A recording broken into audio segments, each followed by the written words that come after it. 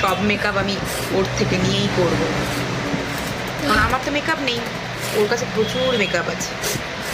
তো ও মরে গেলে ওর মেকআপগুলো আমি ইউজ করবো, এবং ওর মেকআপগুলো ইউজ করেই আমি ওর শ্রাদ্ধতে যাব।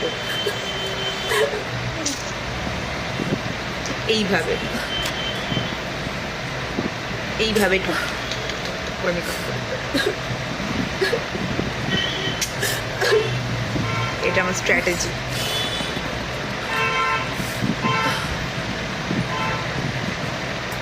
ভালো না বেশ?